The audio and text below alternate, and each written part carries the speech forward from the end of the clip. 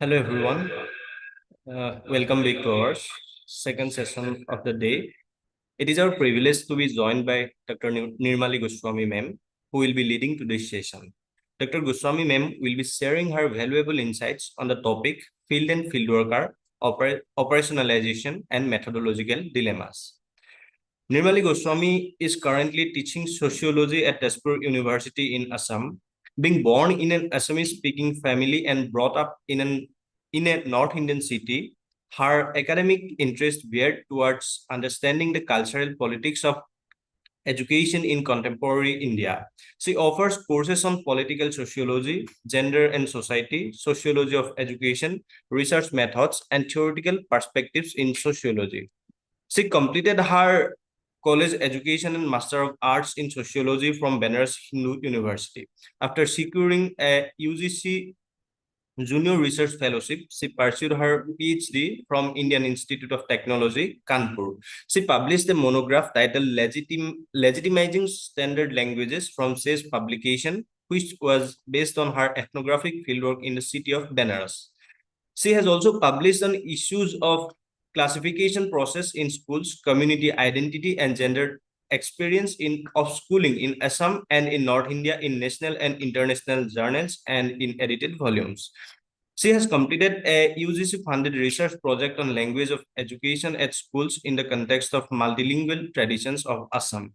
Her current research interest lies in areas of youth studies and education in contemporary India. She has recently completed a research project on changing generations of India, developing collaborative research methods on gender and state support from a grant received through International Science Partnership Fund Official Development Assistance, Northern Ireland, UK. Ma'am, I extend our warm welcome. We are truly honored to have you with us, and we look forward to a session filled with thought-provoking perspective and discussions. Now, I kindly request you to start the session. Over to you, ma'am.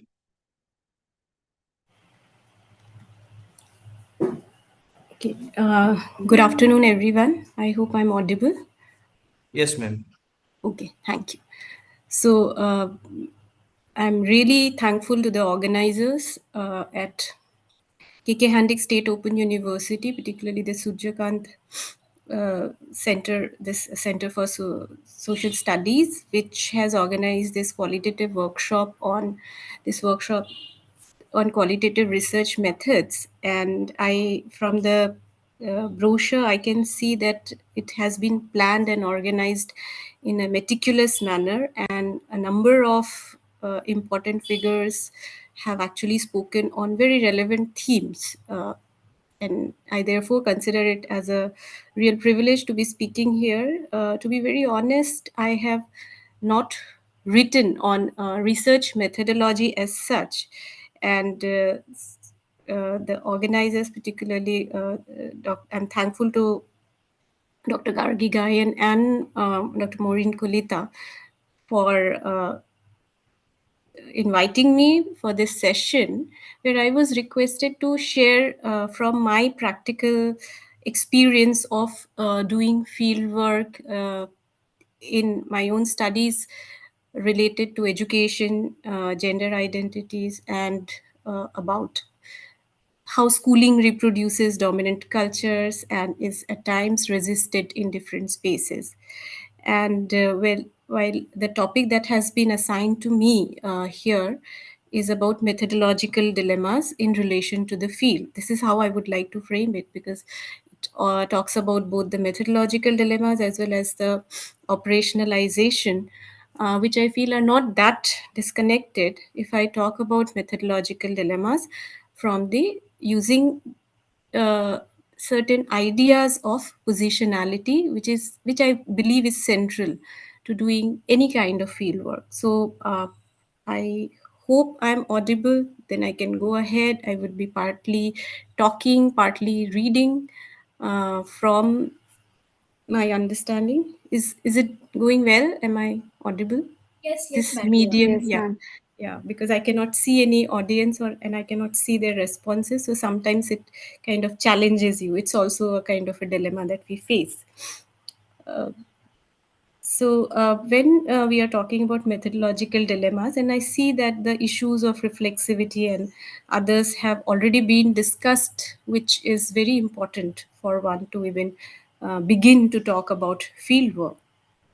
And though I have been requested to talk about the practical aspects of it, I believe and understand that our understanding of the practical issues that we all face during the research and while at the research, trying to understand the relationships, actually become much more clearer to us when we engage with fellow researchers' own writings, and that sharpens us. So here, in between, I would be using some of the textual references as well, who have actually helped me. Particularly, I'm indebted to scholars like Leela Abulughort, and much before the work of, say, Bernard Cohn and others. Basically, the post-colonial and the feminist scholarship has actually advanced our understanding of how we understand the relationship between the field and the field worker.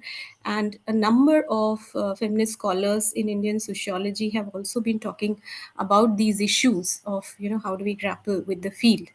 So the way because there's a long history and long shadow which has casted a long shadow on our understanding of the issue, it is very important that I have to keep this discussion focused.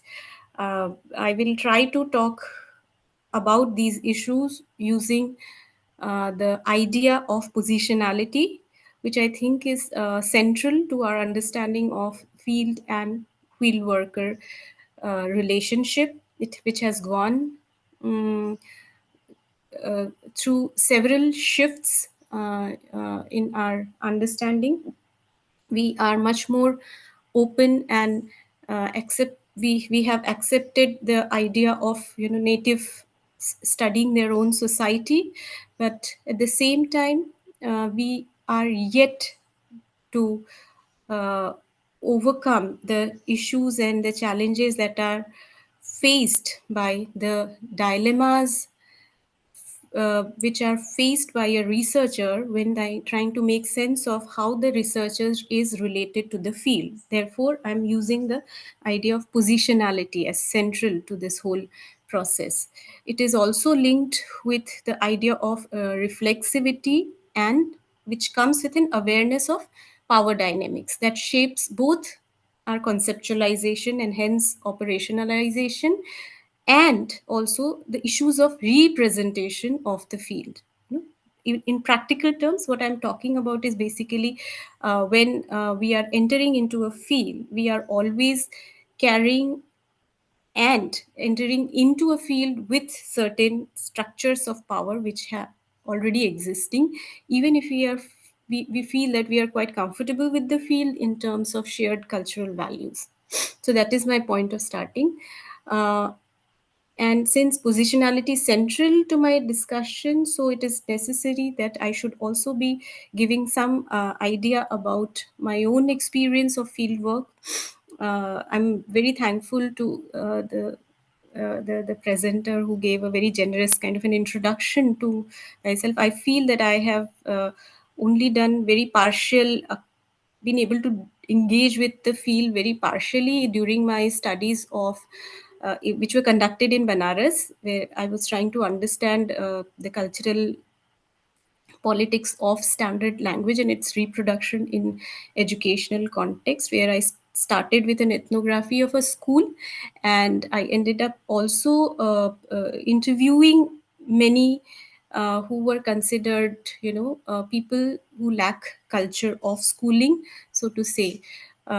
And over the years, I have also been trying to do some, again, very partial and situated understandings of Assamese society in very select locations, not all of which have been yet written, but as I have already been introduced as someone who has grown up in a Hindi uh, North Indian city, which is considered as Hindi heartland again, in quotes.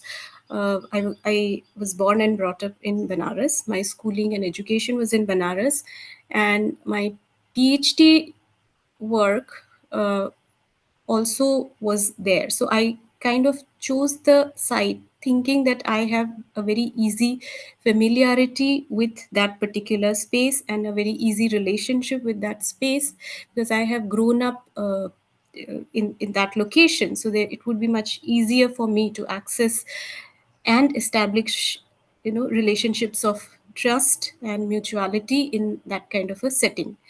Nevertheless, we were, as researchers, we all face certain issues which, when we engage with them reflectively, lead us to better insights about our own understanding of not just the society that we are planning to study, but also about our own uh, understanding of the self, and how self itself is a contingent and a processual product.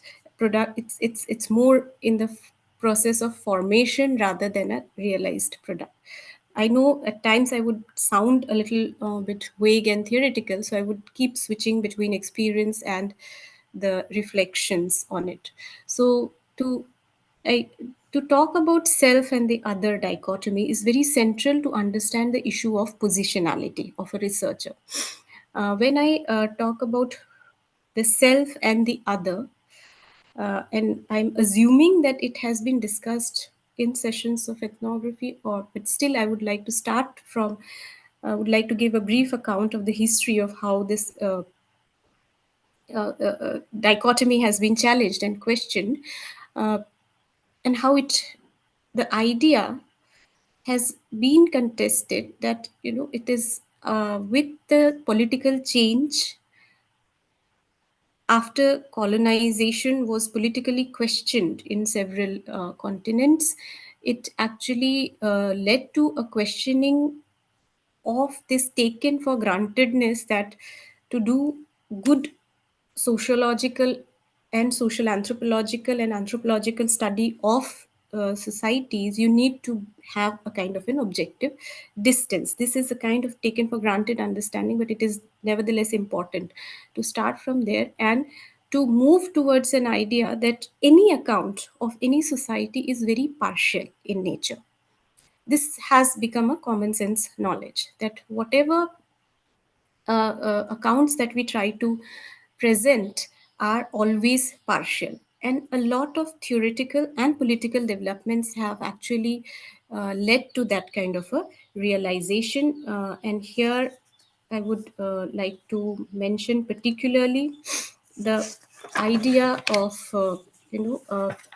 that truths are always partial and situated, which in a major way, which has always been there in anthropological ethnographic studies, but was presented in a major way in the seminal book Writing Culture by James Clifford and Marcus. Those of you who are from other backgrounds, I don't know about the this disciplinary background of everyone, but it was one of the major writings where uh, this idea was being questioned seriously, that when we read the introduction where both Clifford and Marcus grapple with this problem of how do we then write if all of our accounts are partial, then how do we write about cultures and societies when we are aware that these accounts are not reflective or representative of people. And the field worker is always expected to be reflexive in their engagement with the field. This was very strongly presented in this. And it has come from an awareness of the power dynamics that is not just shaping but is constitutive of this relationship that has substantially changed how we plan and engage with field work at any moment. What I basically read is that if I am a researcher who wants to study a society, uh, as a person whose mother tongue is Assamese, and I want to study the power dynamics in a Hindi world, and through my entry into the school as an institution, then I might assume that my relationship actually gives me an advantage because I'm neither too close to the the power dynamics within the field, nor am I completely unfamiliar. So my linguistic familiarity with Hindi world actually I would have thought would give me an ease of access, right? And with that, I made an entry, as I said in the beginning. In fact, many authors have suggested that this situation, whether you are studying your own society or not, is the situation of a researcher is always that of an as is that of being a in an in between space. No, you are never a complete outsider nor a complete insider, and this understanding is actually presenting a major set of issues and questions before us, both in the practical sense of the term and also as at their methodological and epistemic issues. It poses several questions before us. So, if I have to put it in very simple language, I have to then be very careful about through what concepts and categories am I trying to engage with my field. It would also mean that I have to be very conscious and reflective about the power relations with which I am engaging when I'm entering into the field, and also uh, uh, what kind of uh, bearing it would have on my attempts at writing about the field. And it does not stop there. Even when you are trying, you have completed your field work, and you have been careful and sensitive enough about how to establish relationship at the field, and you are very clear that you are presenting the account from a certain perspective, from a certain position. You may still have you may have to face the problem of who are you writing for, who is your uh, audience, because we are uh, ethically and politically, we are now living in a stage where the subject of research is no longer um,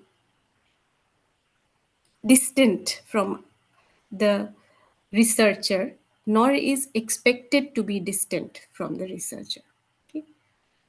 And that has implications for my own ways of grappling with the methodological issues that I face during the course of research. I remember a very interesting episode of when I completed my PhD, and I had started teaching in Assam. And and I this is a very this was very important for me to understand this idea that when I was traveling by train from Kanpur to Assam in a moving train, a young girl of 5 actually asks me, where are you from and where are you going? And it took me 5 minutes to actually be able to answer to her question because of the constant juggling of identifications and shifting things, that you are a teacher in Assam of sociology, where you would introduce yourself as an Assamese, and you have just concluded a study in Hindi, where you would uh, in North Indian city, where you have worked on the language, and you would like to uh, introduce and with which you have had a strong identification. You take time to actually identify, okay, where do I in Banaras I can easily say that this is my birthplace, so I belong to this place, and Hindi has become my primary language, so yes, I am from Banaras.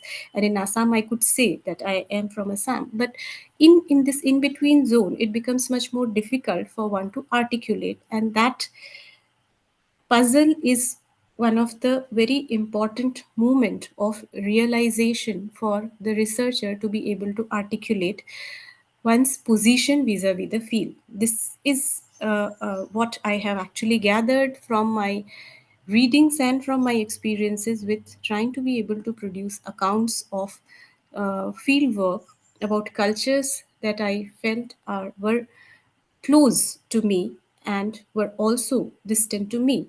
And the unraveling of these layers of your identity as a woman located in academia with a secure job, coming from an upper caste background, would position you in a certain manner vis-a-vis your field.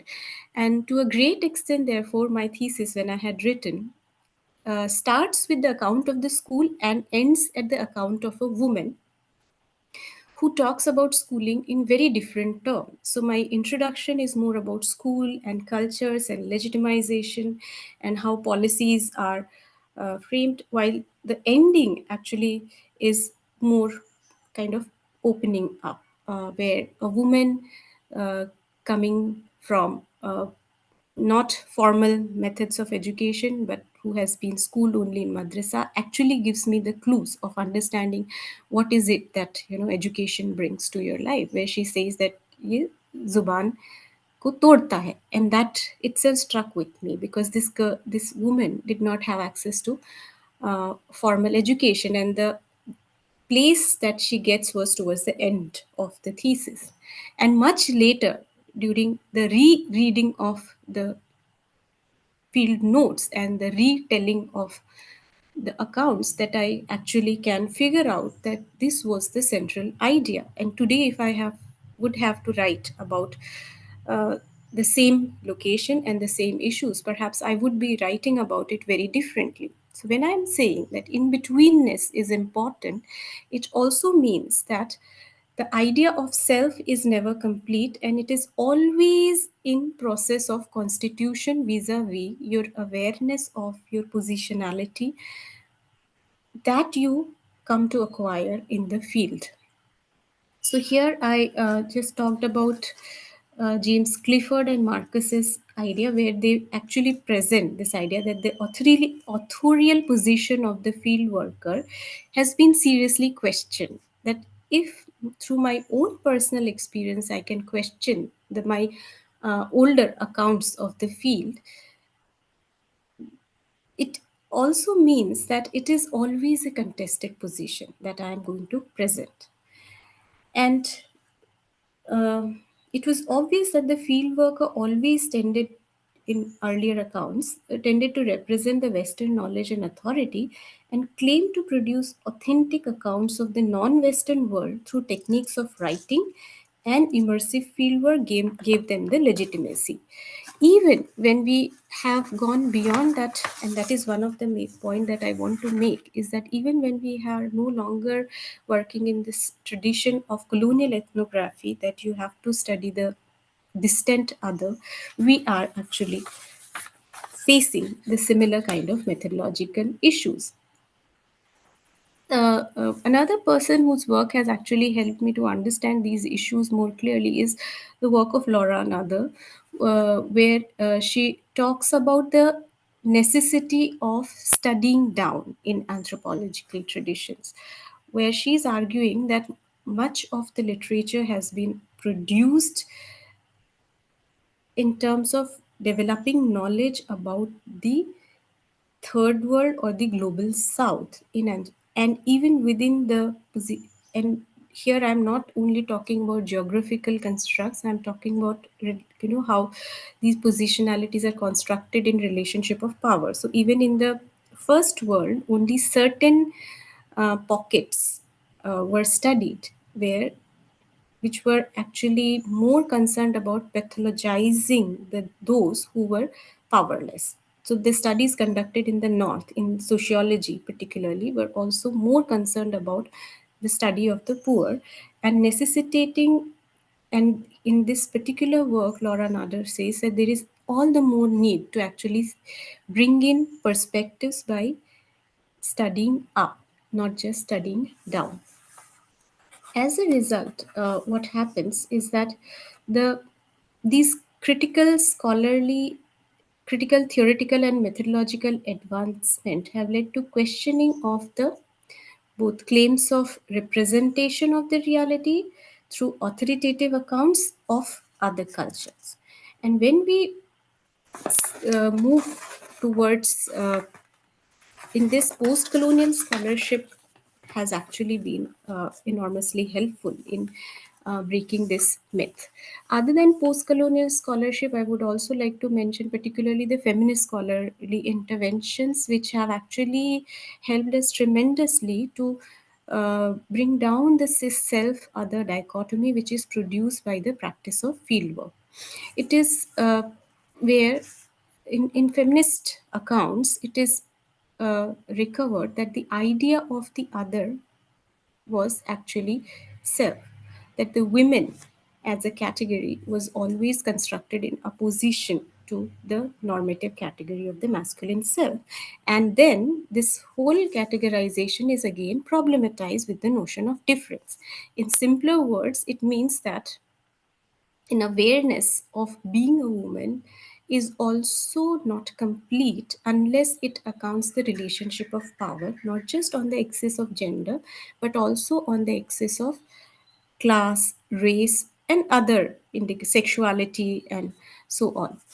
So, with that awareness, we can uh, also appreciate, particularly work of Abu Lughod is very authoritative. I mean, it is very important here, and um, her work writing against culture, particularly, and romance of the resistance. I think these are very important accounts, and if you are really interested in uh, or going to start fieldwork or want to reread your own fieldwork in today's time, these studies would be really helpful, where she brings in that there are these awareness about problems of trying to represent this uh, any society through the dichotomy of self and the other is will have to face questions of positionality, questions of audience, and questions of power, in other words.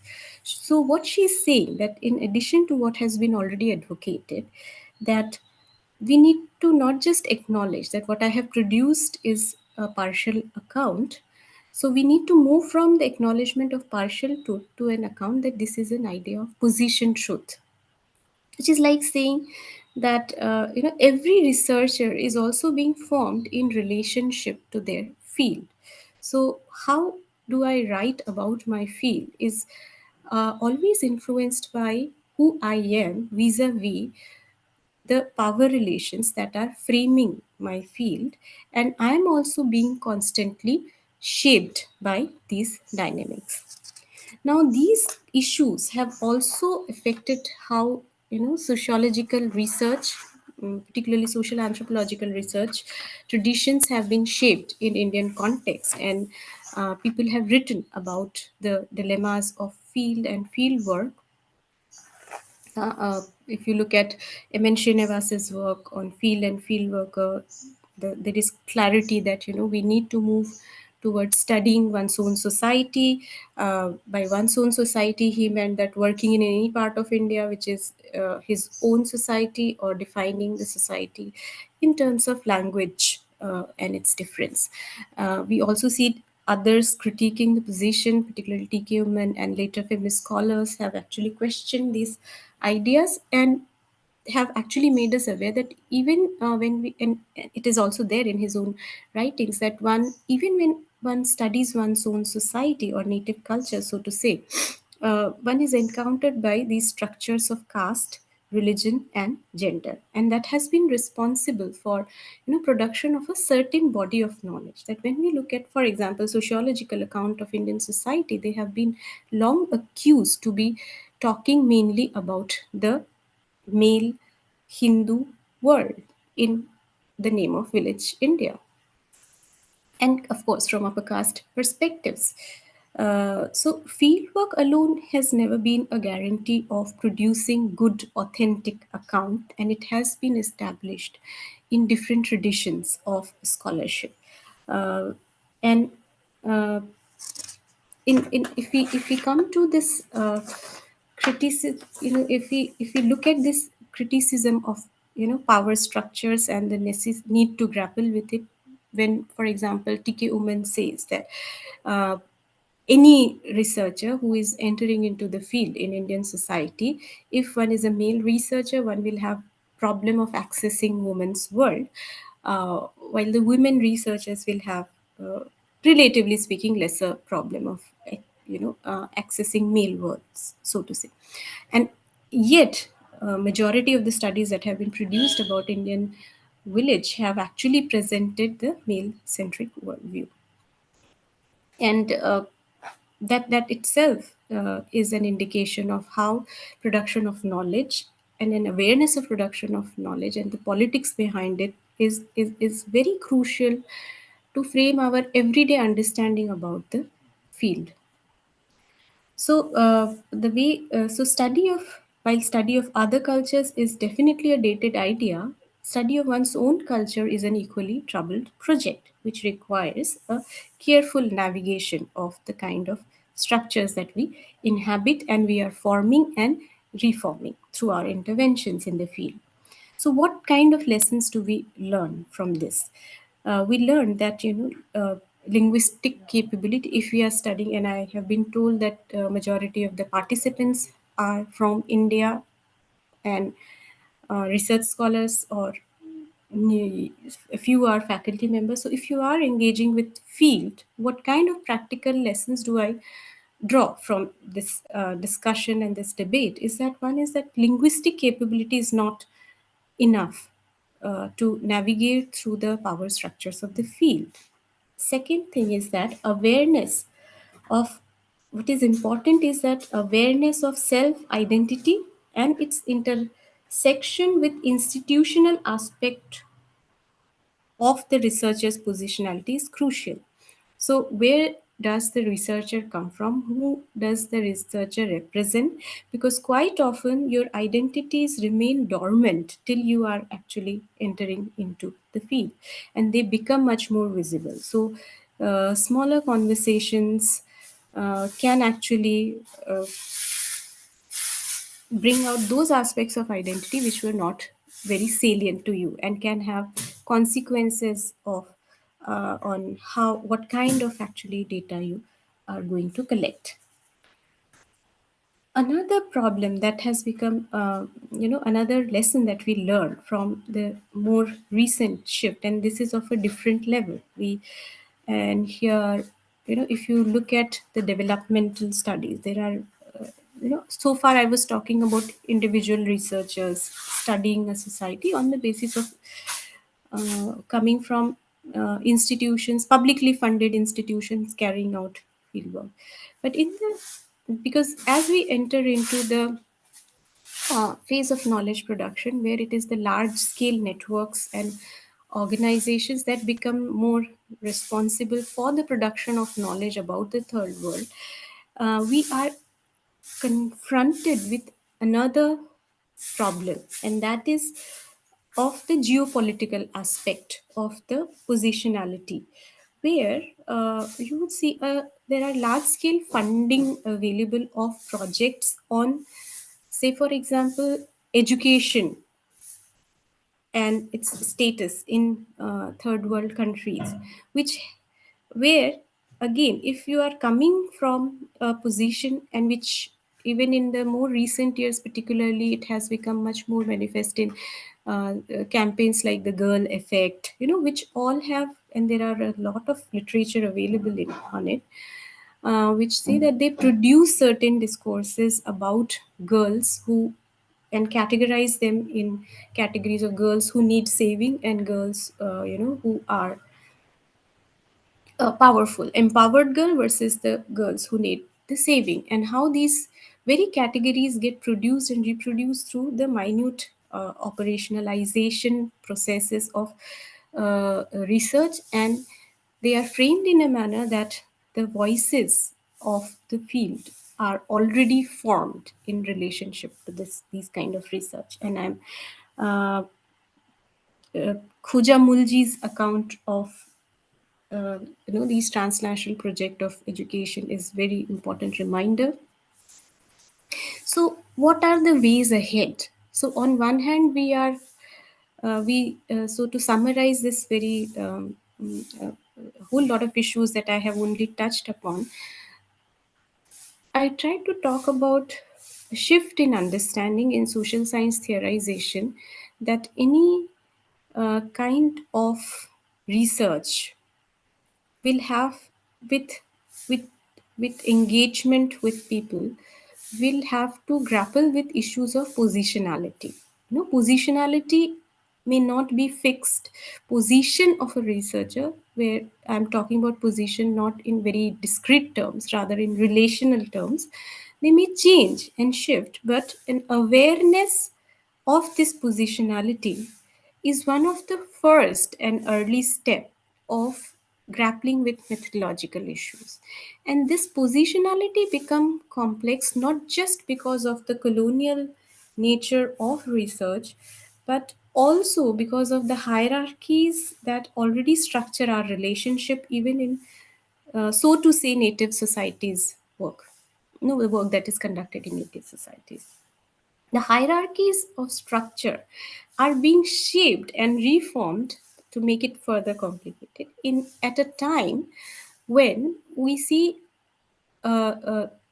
research work is being carried out and in in transnational projects which have a tendency to produce certain categories through these their own exercise of research in their attempt of saving, and this particular trope has actually been highlighted a lot by several feminist scholars. So there are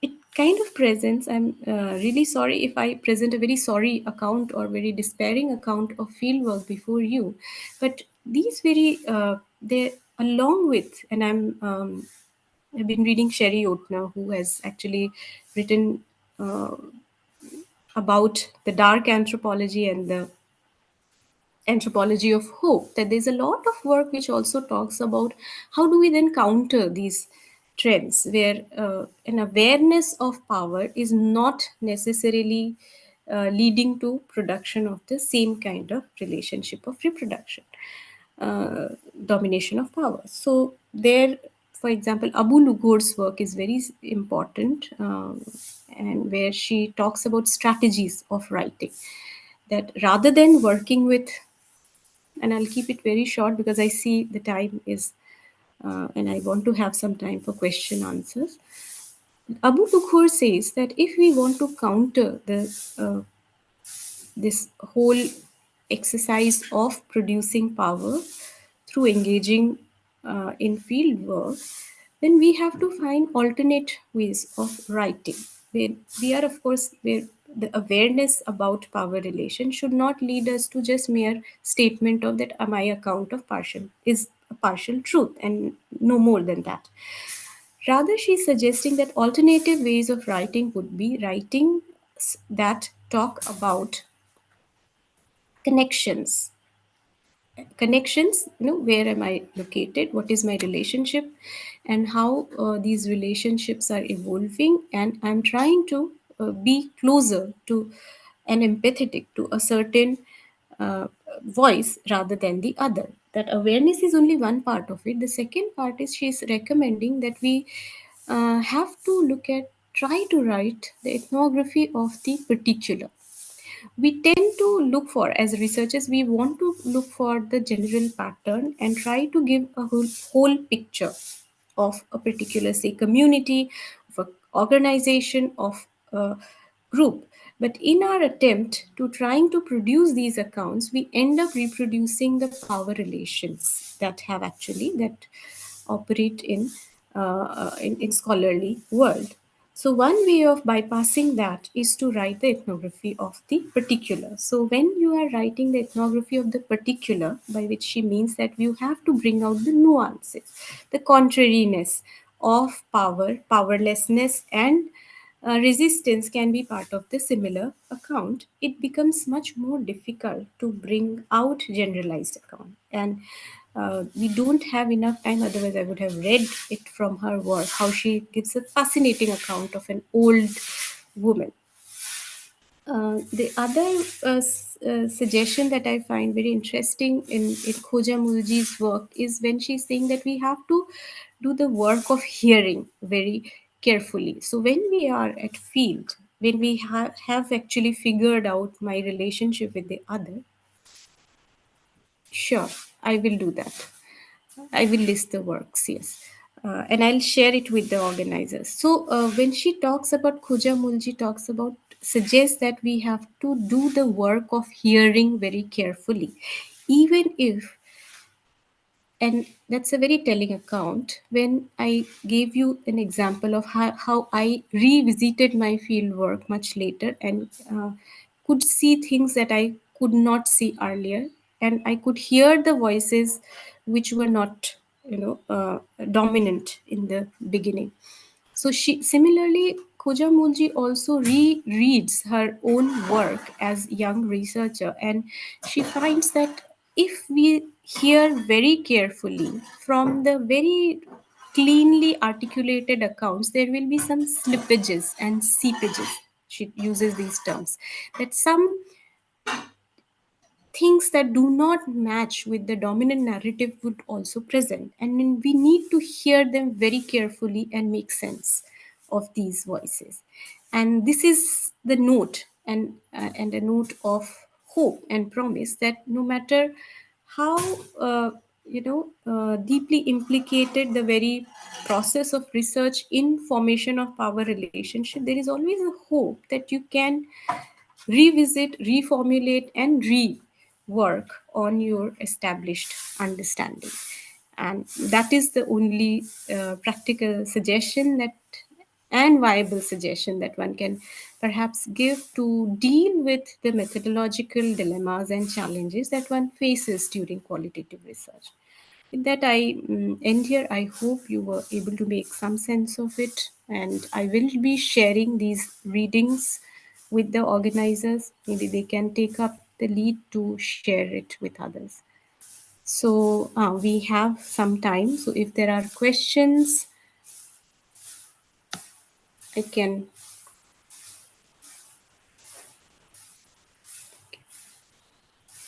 Thank you, ma'am, for your insightful deliberation. It was really a very wonderful and thought-provoking session. Ma'am, I would like to request you to kindly go to the chat box. There are a few questions asked by our participants. Okay. If you find these questions relevant to the topic, you can answer it, ma'am. Unfortunately, I can't see them. I have opened the chat box. Ma'am, Uh, where is it? Okay, the chat there box. is one by Chandan, the field of research. There is a dilemma or the criticism that when we are researching others, we mostly make the outcomes available to a certain audience who is either for the highly educated or certain group of sections that have the authority to such types of resources. But the others are always left out from this whole pattern of knowledge transfer, mostly because of the language in which we write. So, what is your opinion? I think this is very important, and many researchers have actually tried to address this issue, because as I said that we have to start, first thing is that we have to be start with the awareness that we are contributing towards this whole politics of knowledge production, which is favoring one group over the other. And uh, language is one of the ways through which this power is being produced. So when we have this awareness, the next step naturally comes to then what can we do to actually overcome this. So there are two kinds of things that I developments that I see. One is at institutional level, and this is something that I missed during my presentation, is that in institutional level many places have a mandatory requirement of you have to engage with the research project with an idea of ethical implications of the outcome of the research. So the one is institutional measure, that you, the ethics committee has several criteria through which it is decided whether the research is making sense to the people and is going to benefit the persons who are being subject of research, is a very important criteria where different researchers have different ways of addressing it. At some points they have to show that you make a commitment that the findings of the research will be made available. This is an ethical commitment, but now it has become a norm that it is being institutionally brought in many institutions of the Western world, this has become a mandatory requirement. But quite often, this is only a formal thing, which is kind of shielding the Western world from the accusations that it is actually appropriating the knowledge, because it becomes a legal document. A much more desirable and a more politically correct stance, which is more inspiring, is among many scholars in India, because I work in the field of education. So I can see that there have been a number of scholars who have deliberately chosen to be bilingual in their um writings. So that is one way that you write for your audiences. That is what Abu Lughor says, that you have to know who is your audience, and you have to write for those audiences. If you are making a commitment only to the audience which is in the niche, then you are making your politics clearer to the world. But if you consider your audience to be and it is necessary and it is important that we write for different audiences, so that it goes back to the same idea of awareness about what is the politics of knowledge production and how am I engaging with that politics. I see, wonderful work by Krishna Kumar, Sadhana Saxena, Aman Madan, Ramakant Agnihotri, all writing beautifully in English as well as in Hindi on important matters. Ganesh Devi, G.N. Devi. And not just academic writing, it has to be public in nature. Look at Professor Vijit Pathak's deliberations on matters. There's another question: during fieldwork, how do we separate oneself from the phenomena and the observable subject, yet voice out the participants' feeling, values, and experiences? How much of it is required to be emphasized, or how do we include or exclude? This is a very long question, but uh, this is what I was actually trying to address. That the whole idea that I, the researcher, am different from the other who's the subject itself is being questioned. When I am aware that I is also being constructed and the other is also being constructed in the process of research, I will write about it differently. Then my concern is not about maintaining objectivity. My concern is that am I writing from the position that I'm claiming to present and for the audience that I'm claiming to present. So you have to make that choice as a researcher. Secondly, with the practical thing that you are required, how much of it is required to be emphasized. Another thing, quite often we feel that okay, then research becomes a very relative and subjective experience. That is the fear that we encounter. I thought these questions have already been addressed in previous, so I did not get into the subjectivity objectivity debate and all. But now it is actually required from the researcher, particularly in the social science, that you make your own positionality clear vis-a-vis your field. You do not claim to be objective. When I quoted, Geeds and Lugod and others, and Marcus and so many others, the intention was to say that we now understand that any kind of account will be emerging from a certain position. Okay, as Bourdieu says, is the point is to see the point from where you see what you see. So we have to be able to be very reflexive in our practice, so that we can say with confidence that when I entered the field, I was this person who came with these kind of privileges or lack of it, because of which my account of this and this has been produced in this manner. And then it would be even better if you could write and engage with your audiences in a more honest manner. I hope I have been able to answer that question. Can you refer some? Yeah, I will share that definitely. I will share the works. There are other questions about work. Is there any other question that I have missed? I don't think so. Ma'am, there is no other questions, but Okay. I would like to request our participants, if they have any other queries, they can just turn on their microphone and ask those questions if there is any. Please read Abu Lughor's Romance to Resistance. I think that's a very interesting account, or is an interesting way of talking about power relations, and awareness of it does not necessarily mean that you are only being subjective, or you are only being that your account becomes less authentic, or because of that. That is one work that I would definitely recommend. I Yes, I agree with the observation of Chandra. Yeah. Okay, I think there is no other queries from our participants. So we would like to end today's session here. Thank you once again, ma'am, for your insightful deliberation. I'm pretty sure that your insights and your thought-provoking session will definitely help our participants to get a deeper understanding on the topic. Once again, I would like to thank you for your session, and also I would like to thank our participants for their active participation. With this, we would like to end today's second session, and we will meet again at 3 p.m. So that's all for now. Thank you, everyone. Thank you so much for giving me this platform so that I could thought about my own things. Thank you. Thank you so much.